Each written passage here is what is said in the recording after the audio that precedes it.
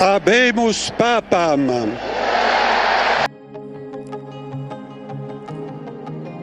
Byari ibyishimo ndetse n'igitangaza ku batuye isi muri rusange.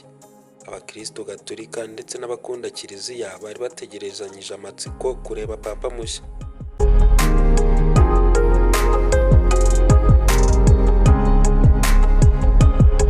Ibi ngibi byagaragariraga ku mbuga nkoranyambaga, uburyo abakristo bari bicaye ku maskrini yabo bategereje ko Papa mushya atorwa.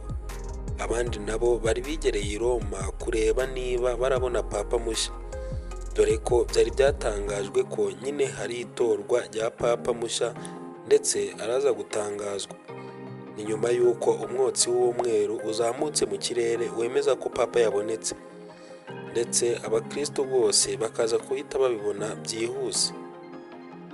Nta kindi cyari gukurikiraho uretse gutegereza ijambo rya Papa mushya nyuma y'uko uwahoze ari Papa Francis yitabye Imana kuwa 21 z'ukwezi kwa kane umwaka wa 2025.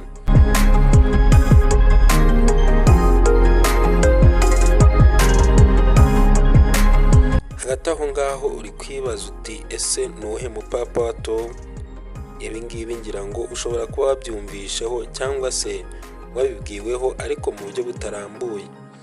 Ni nayo mpamvu nakwegereye mikoro kugira ngo usasanire buri kamwe ku byabereye i Roma, umenye Papa Leo wa 14 watowe uwo ari we, ndetse n'uburyo amatora yagenze kugira ngo agere kuri uyu mwanya wo gusimbura Papa cyangwa se wo kuba Papa wa 267.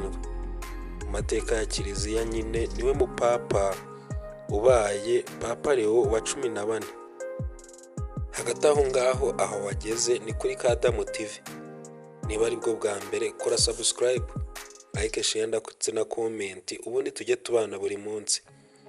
Amazina yanjye nge nitwa Journaliste Thierry. Bahaye ikaze. Habemus Papa bivuze ngo Papa mushya yatowe. Ni ijambo riri mu matwi ya benshi nyuma y'itorwa rya Papa mushya. Ubundi watowe amazina ye nyakuri ni Robert Prevost, akaba ari umukardinali umwe nyine mu babaga i Roma, ndetse akaba yaravukiye muri Chicago, ni muri Amerika. Akaba ari we mupapa wa mbere uturutse muri Amerika.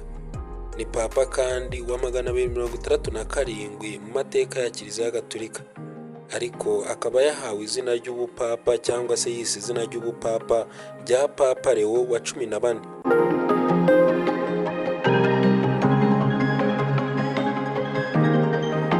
Byari ku itariki 8 z'ukwezi kwa gatanu umwaka wa 2025 mu masaha ya saa 12:07 z'umugoroba, nibwo umwotsi w'umweru wazamutse mu kirere ugaragaza ko Papa mushya yatowe, ndetse mu kanya gato agahita aza kwigaragariza abakristo.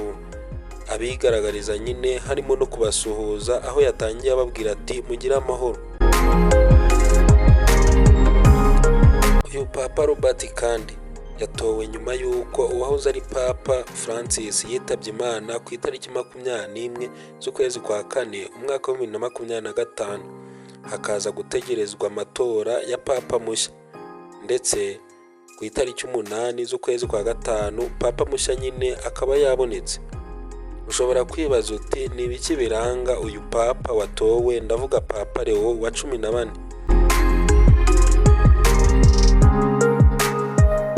Ubundi mu buzima bwe bwa buri munsi avuga ko akunda icyerekezo gisha ariko ntakunde impinduka za buri kanya. Ni umuntu uciye bugufi, wiyorosha, wita ku mpunzi ndetse n'abakene. Akunda gusenga cyane ndetse akaba afite n'umutima wa bumuntu. Dore bimwe mu byaranze uno munsi mbere y'uko Papa yigaragariza abari bamukurikiye. Imbaga nyamwinshi yari yateraniye ku mbuga yitiriwe Mutagatifu Petero i Roma nyine itegereje Papa mushya. Ibi ngibi byagiye bigaragara ku mbuga nkoranyambaga, aho bamwe bari kuganira ndetse hari n'abaharaye ubundi bugacya mu gitondo barushe, bakaza no kugaragara bikinira amakarita rwose bategereje Papa mushya. Ni ibyagaragazaga urukundo abantu bafitiye Papa mushya ndetse n'amatsiko bari bamutegerezanyije. ku masikirini y'abantu hirya no hino mu isi. Bari bicaye ndetse bamwe bakarara imbere ya za sikirini zabo bategereje kureba papa mushya. Ubundi uyu Robert yahoze ari umuhereza kuri Alitari. Mu mwaka w'igihumbi kimwe magana cyenda mirongo inani na kabiri nibwo yahawe ubupadiri. Mu mwaka w'ibihumbi bibiri na cumi na kane kandi Papa Francis yamugize musenyeri, ndetse mu mwaka wa 2023 aza guhita agirwa musenyeri mukuru. Nyuma y'amezi make yahise ahabwa ubukaridinari. Nk'uko twabibabwiye kandi ni umugabo wita ku bidukikije, imihindagurikire y'ibihe ndetse agakunda n'abakene adasize abimukira. Ni umuntu kandi uciye bugufi, ukunda gusabana ndetse akaba akunda no kwita ku bakene anabaganiza nyine nk'uko Papa Francis yajyaga abikora. Ubundi izina Leo yitiriwe rivuga intare. Nawe yatangaje ko yiteguye rwose guhangana n'inzitizi ziba zishaka gusenya Kiliziya Gatolika ndetse n'ibibazo byose n'amatwara Kiliziya Gatolika igenda icamo.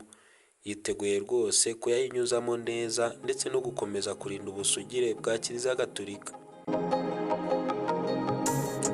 Ubundi Kiliziya Gatolika yari iheruka kugira Papa Leo wa 13 wayoboye kuva mu mwaka w'igihumbi kimwe magana inani mirongo irindwi n'umunani kugeza mu mwaka w'igihumbi kimwe magana cyenda na gatatu.